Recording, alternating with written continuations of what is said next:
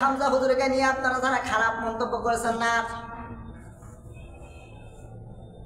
আল্লাহ তাদেরকে নিয়ে সমালোচনা করেছেন, মুফতি আমির হামজা হুজুরকে নিয়ে। আমার কথা বলার উদ্দেশ্য হচ্ছে এই যে আমরা একজন আন্দাজে কোনো আলেমকে নিয়ে ষড়যন্ত্র করতে পারি না।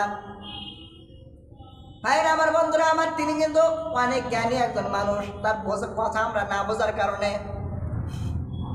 মনে হয় আমার এই ব্যথায় তো ধরবে না। আমার তো মনে হয় ওনার পায়ে ঝোলা শোনানোর যোগ্যতা আমার নেই। ওনার ওই যে কথার অ্যাবিলিটি, ওই কথা বোঝার মতন যোগ্যতা, জ্ঞান এখন আমার হয়নি।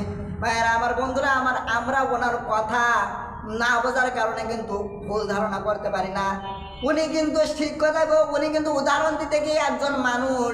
আপনাদের কাছে এটা প্রশ্ন আমার ভাই, আপনিও মানুষ, উনিও মানুষ, কিন্তু একজন মানুষ, একজন আলেমের তো ভুল হতেই পারে, সমস্যা কি? ভুল হতে পারে না। একজন মানুষের মানুষকে তো ভুল হতে পারে।